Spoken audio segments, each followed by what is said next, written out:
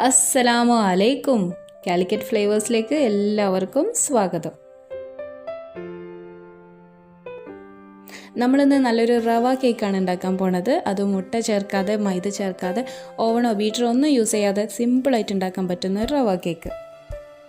അപ്പോൾ ഇനി മുട്ടൻ്റെ ടേസ്റ്റ് ഇഷ്ടമല്ല, സ്മെല്ല് ഇഷ്ടമല്ല, അതേപോലെ തന്നെ മൈദ ചേർത്തിട്ടുണ്ടാക്കുന്ന കേക്കിന് താല്പര്യമില്ല എന്നൊക്കെ പറയുന്നവർക്ക് തീർച്ചയായിട്ടും ഇഷ്ടപ്പെടുന്ന നല്ലൊരു റവ കേക്കാണിത്. അപ്പോൾ നിങ്ങൾ എന്തായാലും ട്രൈ ചെയ്ത് നോക്കുക. വീഡിയോ ഇഷ്ടമായാൽ കമൻറ്റ് ചെയ്യാനും അതേപോലെ തന്നെ ചാനൽ ഇതുവരെ സബ്സ്ക്രൈബ് ചെയ്തിട്ടില്ലെങ്കിൽ സബ്സ്ക്രൈബ് ചെയ്യാനും കൂടി ഓർമ്മിപ്പിക്കുകയാണ്. ബിസ്മില്ലാ. അപ്പോൾ നമുക്ക് മുട്ട ചേർക്കാത്ത, മൈദ ചേർക്കാത്ത നല്ല അടിപൊളി റവ കേക്ക് ഉണ്ടാക്കാൻ തുടങ്ങാം. ആദ്യം തന്നെ നമുക്ക് റവ ഒന്ന് പൊടിച്ചെടുക്കണം. അപ്പോൾ അത് മിക്സിൻ്റെ ജാറിലേക്ക് ഞാൻ 2 കപ്പ് റവ ചേർത്ത് കൊടുക്കുകയാണ്. ഇനി ഇത് നന്നായിട്ട് അങ്ങോട്ട് പൊടിച്ചെടുത്തിട്ട് വരാം. ഇപ്പോൾ നമ്മൾ റവ ഒക്കെ നന്നായിട്ട് പൊടിച്ചെടുത്തിട്ടുണ്ട്, നല്ല ഫൈനായിട്ട് പൊടിച്ചെടുത്തിട്ടുണ്ട്. എന്നാലും ആ റവൻ്റെ ചെറിയൊരു തരികൾ ഉണ്ടാവും, അത് പ്രശ്നമാക്കേണ്ട കാര്യമില്ല. നമ്മൾ റവ എത്ര പൊടിച്ചാലും ആ ഒരു ചെറിയ തരിയോട് കൂടിയിട്ട് തന്നെ പൊടിച്ചെടുക്കാൻ പറ്റുള്ളൂ. ഇനി നല്ല നൈസായിട്ടുള്ള റവ ആണെങ്കിൽ ഇതുപോലെ പൊടിച്ചെടുക്കേണ്ട ആവശ്യമില്ല, പൊടിക്കാതെ തന്നെ നമുക്ക് കേക്ക് ഉണ്ടാക്കാം. ഇനി ഒരു മിക്സിംഗ് ബൗൾ എടുത്തിട്ടുണ്ട്. ഇതിലേക്ക് അധികം പുളിയില്ലാത്ത നല്ല കട്ടി തൈര് 1 കപ്പ് ചേർത്ത് കൊടുക്കുകയാണ്. ഇനി പുളിയുള്ള തൈരൊക്കെ ആണെങ്കിൽ 1/2 കപ്പ് മുതൽ 1/4 കപ്പ് വരെ എടുത്താൽ മതി. നമ്മൾ കേക്കിന് അധികം പുളിയായാലും പിന്നെ അത്ര ടേസ്റ്റ് ഉണ്ടാവില്ല. ഇനി ഇതിലേക്ക് നമുക്ക് മധുരത്തിന് ആവശ്യമായിട്ടുള്ള പഞ്ചസാര ചേർത്ത് കൊടുക്കാം. ഞാനിപ്പോൾ ഇവിടെ 1 കപ്പ് പൊടിക്കാത്ത പഞ്ചസാരയാണ് എടുത്തിട്ടുള്ളത്. ഇതൊരു നേരിയ മധുരം ഉണ്ടാവുള്ളൂ കേട്ടോ. നിങ്ങൾക്ക് മധുരം കൂടുതൽ ആവശ്യമുണ്ടെങ്കിൽ 1.5 കപ്പ് അല്ലെങ്കിൽ 1.25 കപ്പ് വരെയൊക്കെ ചേർത്ത് കൊടുക്കാം. പഞ്ചസാരയും തൈരും കൂടെ നന്നായിട്ട് മിക്സ് ചെയ്തെടുത്തിട്ടുണ്ട്. ഇനി ഇതിലേക്ക് 1/2 കപ്പ് ഓയിൽ ചേർത്ത് കൊടുക്കുകയാണ്. ഞാനിപ്പോൾ സൺഫ്ലവർ ഓയിലാണ് ചേർത്ത് കൊടുക്കുന്നത്. നിങ്ങൾക്ക് ഇതിന് പകരം വേണമെങ്കിൽ ബട്ടർ യൂസ് ചെയ്യാം. മെൽറ്റ് ചെയ്തിട്ടുള്ള 1/2 കപ്പ് ബട്ടർ യൂസ് ചെയ്യാം. ഇനി നമ്മൾ നേരത്തെ പൊടിച്ച് വെച്ചിട്ടുള്ള റവയാണിത്. ഇതും കൂടെ നമ്മൾ മിക്സിയിലേക്ക് അങ്ങോട്ട് ചേർത്ത് കൊടുക്കാം. ഇനി നമുക്ക് ഇതെല്ലാം കൂടെ നന്നായിട്ട് അങ്ങോട്ട് മിക്സ് ചെയ്തെടുക്കാം. ഇപ്പോൾ നമ്മൾ നന്നായിട്ട് മിക്സ് ചെയ്തെടുത്തിട്ടുണ്ട്. നല്ലൊരു തിക്ക് ബാറ്ററാണ് കിട്ടിയിട്ടുള്ളത്. ഈ ബാറ്ററിൻ്റെ ഈ ഒരു കൺസിസ്റ്റൻസി നിങ്ങൾ എടുക്കുന്ന പഞ്ചസാരക്കും പിന്നെ എടുക്കുന്ന തൈരിനനുസരിച്ചിട്ടൊക്കെ ഒരു വ്യത്യാസം ഉണ്ടാവും. ഇനി അതിനനുസരിച്ചിട്ട് വേണം നമുക്കിതിലേക്ക് പാൽ ചേർത്ത് കൊടുക്കാൻ. ഞാനിപ്പോൾ ഇവിടെ 1/2 കപ്പ് പാൽ എടുത്തിട്ടുണ്ട്. ഇത് കുറച്ചായിട്ട് അങ്ങോട്ട് ചേർത്ത് കൊടുക്കാം.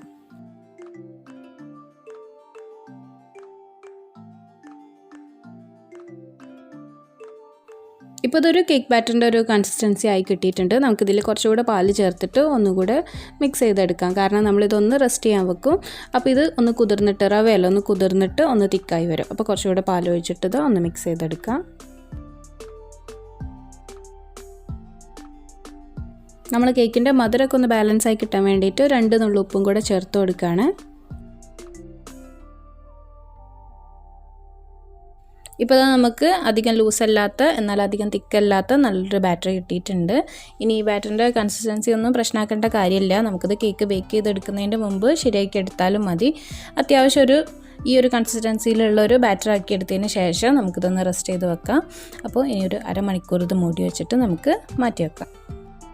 ഇനി നമുക്ക് കേക്ക് ചുട്ടെടുക്കാനുള്ള പാത്രം ഒന്ന് ഗ്രീസ് ചെയ്തെടുക്കാം. ഞാനിപ്പോൾ ഈ ഒരു നോൺ സ്റ്റിക്ക് പാത്രത്തിലാണ് കേക്ക് ചുട്ടെടുക്കാൻ പോണത്. അപ്പോൾ ഇതിൽ കുറച്ച് ഓയിൽ ഒഴിച്ചിട്ട് ഒന്ന് ഗ്രീസ് ചെയ്തെടുക്കുകയാണ്. ഇനി ഇത് നോൺ സ്റ്റിക്ക് പാത്രത്തിൽ തന്നെ ചുട്ടെടുക്കണമെന്ന് നിർബന്ധമില്ല. നിങ്ങൾക്ക് വേണമെങ്കിൽ അലൂമിനിയം പാത്രത്തിലോ കുക്കറിലോ ഒക്കെ ചുട്ടെടുക്കാം. അല്ലെങ്കിൽ നമ്മൾ ഇതിനു മുമ്പ് കേക്ക് ബേക്ക് ചെയ്തെടുത്തിട്ടുണ്ടല്ലോ, ഒരു പാത്രം പ്രീഹീറ്റ് ചെയ്തിട്ട് അതിനുള്ളിലേക്ക് നമ്മൾ കേക്ക് ബാറ്റർ ഒഴിച്ചിട്ടുള്ള പാത്രം ഇറക്കി വെച്ചിട്ട് കേക്ക് ചുട്ടെടുക്കുന്ന രീതി നമ്മൾ ഇതിനു മുമ്പ് കാണിച്ചിട്ടുണ്ട്. പലർക്കും അറിയായിരിക്കുമെന്ന് വിചാരിക്കുന്നത്. അങ്ങനെ വേണമെങ്കിലും ചെയ്തെടുക്കാം.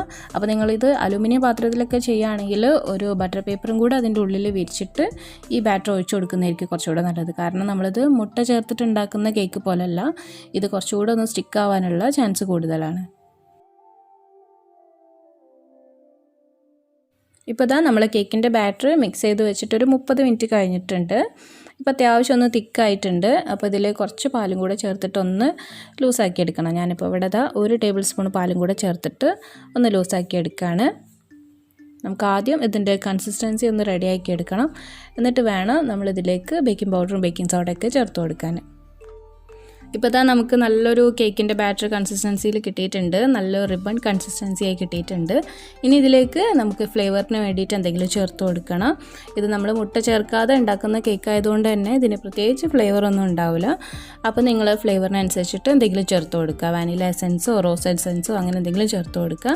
എൻ്റെ കയ്യിലിപ്പോൾ എസെൻസ് ഒന്നും ഇല്ല, അതുകൊണ്ട് ഞാൻ കുറച്ച് ഏലക്കായ പൊടിച്ചതാണ് ചേർത്ത് കൊടുക്കുന്നത്. അപ്പോൾ ഇതാ ഒരു 1/2 ടീസ്പൂണ് ഏലക്കായ പൊടിച്ചത് ചേർത്ത് കൊടുക്കുകയാണ്. ഇനി വാനില എസൻസ് ഒക്കെ ആണെങ്കിൽ 1 ടീസ്പൂണ് ചേർത്ത് കൊടുക്കുക. ഇനി ഇതിലേക്കൊരു 1/4 ടീസ്പൂണ് ബേക്കിംഗ് സോഡയും 1 ടീസ്പൂണ് ബേക്കിംഗ് പൗഡറും ചേർത്ത് കൊടുക്കാം. പിന്നെ പ്രത്യേകം ശ്രദ്ധിക്കേണ്ട കാര്യമാണ്, ഇത് രണ്ടും നമ്മൾ ലാസ്റ്റാണ് ചേർത്ത് കൊടുക്കേണ്ടത്. നമ്മളിത് റെസ്റ്റ് ചെയ്യാൻ വെക്കുന്നതിന് മുമ്പ് ചേർത്തെല്ലാം കൂടെ മിക്സ് ചെയ്ത് വെച്ചിട്ട് കാര്യമില്ല, ഇതിൻ്റെ ഒരു എഫക്റ്റ് കിട്ടില്ല. നമ്മളിത് എല്ലാ പണികളും കഴിഞ്ഞ് ഈ ബാറ്ററിൻ്റെ കൺസിസ്റ്റൻസിയൊക്കെ റെഡിയാക്കി കഴിഞ്ഞ് അതിനുശേഷം എല്ലാ പണികളും കഴിഞ്ഞതിന് ശേഷം മാത്രമാണ് ഇത് ചേർത്ത് കൊടുക്കേണ്ടത്. പിന്നെ ഇത് ചേർത്തതിന് ശേഷം കുറേ സമയം മിക്സ് ചെയ്തെടുക്കേണ്ട കാര്യമില്ല. ഇതെല്ലാ സ്ഥലത്തൊന്ന് മിക്സായി കിട്ടുന്നത് വരെ ചെയ്താൽ മതി, കുറേ സമയം മിക്സ് ചെയ്ത് എടുക്കുകയും വേണ്ട. ഇനി നിങ്ങൾക്ക് ഈ ബേക്കിംഗ് പൗഡറും ബേക്കിംഗ് സോഡയൊക്കെ ഇതുപോലെ ഡയറക്റ്റായിട്ട് ചേർത്ത് കൊടുത്താൽ മിക്സ് ആവുമെന്നൊക്കെ ഒരു സംശയം ഉണ്ടെങ്കിൽ നമ്മൾ ലാസ്റ്റ് പാല് ചേർത്ത് കൊടുത്തല്ലോ, അതിൽ ഈ ബേക്കിംഗ് പൗഡറും ബേക്കിംഗ് സോഡയും കൂടെ മിക്സ് ചെയ്തെടുത്തതിന് ശേഷം നമ്മൾ ബാറ്ററിലേക്ക് ഒഴിച്ച് കൊടുക്കുകയാണെങ്കിൽ പെട്ടെന്ന് തന്നെ മിക്സ് ചെയ്തെടുക്കാൻ പറ്റും.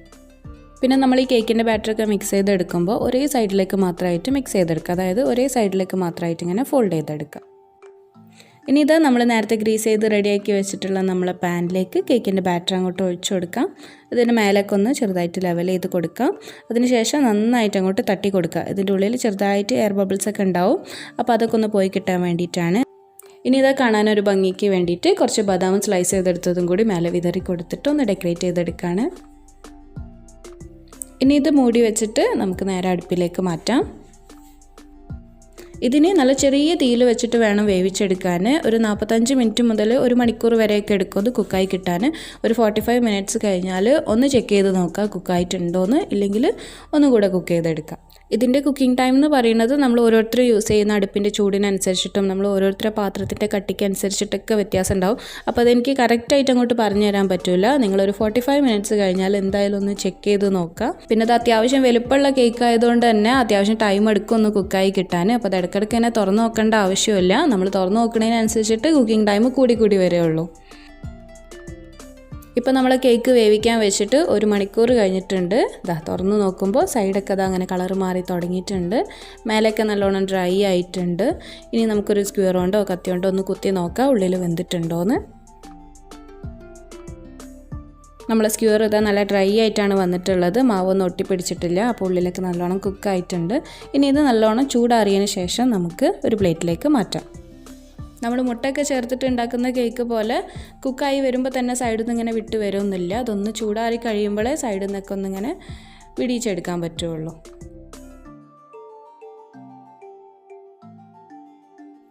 ഇപ്പോൾ കേക്കൊക്കെ നന്നായിട്ട് ചൂടാറിയിട്ടുണ്ട്, സൈഡിൽ നിന്നൊക്കെ ഇങ്ങനെ വിട്ട് വന്ന് തുടങ്ങിയിട്ടുണ്ട്. ഇനി നമുക്കൊരു സ്പൂണോ സ്പാച്ചുലോ അങ്ങനെ എന്തെങ്കിലും വെച്ചിട്ട് സൈഡിൽ നിന്നൊക്കെ ഒന്ന് നന്നായിട്ട് ഇളക്കി കൊടുക്കാം.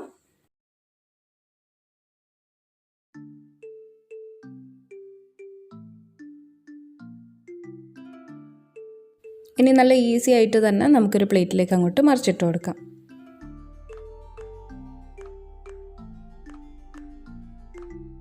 അപ്പോൾ നമ്മൾ കേക്കൊന്ന് കട്ട് ചെയ്തെടുത്തിട്ടുണ്ട്. നമ്മൾ കേക്കിൻ്റെ ഉൾഭാഗം എങ്ങനെയാണുള്ളത്, നല്ല സോഫ്റ്റ് ആയിട്ടുള്ള കേക്കാണ്. കേക്കിൻ്റെ സൈഡിലും അടിഭാഗത്തൊക്കെ നല്ലൊരു കളറായി കിട്ടിയിട്ടുണ്ട്. മിഡിലിൽ കുറച്ചൊന്ന് ഡാർക്കായിട്ടുണ്ട്, എന്നാലും കരിഞ്ഞിട്ടില്ല. ക്യാമറേൻ്റെ ലൈറ്റിൽ കുറച്ചധികം ഡാർക്കായിട്ടാണ് കാണുന്നത്. നല്ലൊരു സ്പോഞ്ച് കേക്കിൻ്റെ ടെക്സ്ചറൊക്കെ ആയിട്ട് കിട്ടിയിട്ടുണ്ട്. നല്ല സൂപ്പർ മോയിസ്റ്റ് കേക്കാണ്, ഡ്രൈ ആയിട്ടുള്ള കേക്കൊന്നുമല്ല. പിന്നെ ഇതിൻ്റെ ടേസ്റ്റ് നമ്മൾ മുട്ട ചേർത്തുണ്ടാക്കുന്ന കേക്കിൻ്റെ അതേപോലെയേ അല്ല. മുട്ട ചേർത്തിട്ടുള്ള കേക്ക് ഇഷ്ടപ്പെടുന്നവർക്ക് ചിലപ്പോൾ ഇതിൻ്റെ ടേസ്റ്റ് അത്ര ഇഷ്ടമായി എന്ന് വരില്ല. അപ്പോൾ നിങ്ങൾക്ക് വേണ്ടിയിട്ട് ഞാൻ മുട്ട ചേർത്തിട്ടുള്ള റവ കേക്ക് ഓൾറെഡി അപ്ലോഡ് ചെയ്ത് കഴിഞ്ഞിട്ടുണ്ട്. അപ്പോൾ വീഡിയോ കണ്ടിട്ടില്ലെങ്കിൽ ഒന്ന് കണ്ടു നോക്കുക. അപ്പോൾ നിങ്ങൾക്ക് ഇഷ്ടമായെങ്കിൽ ട്രൈ ചെയ്ത് നോക്കുക, ഫീഡ്ബാക്സൊക്കെ അറിയിക്കുക, കൂടെ തന്നെ ഫോട്ടോസൊക്കെ അയച്ചു തരാം. അപ്പോൾ ഇൻഷാ അല്ലാഹ് ഇനി നല്ല നല്ല റെസിപ്പീസൊക്കെ ആയിട്ട് നമുക്ക് കാണാം. അസ്സലാമു അലൈക്കും.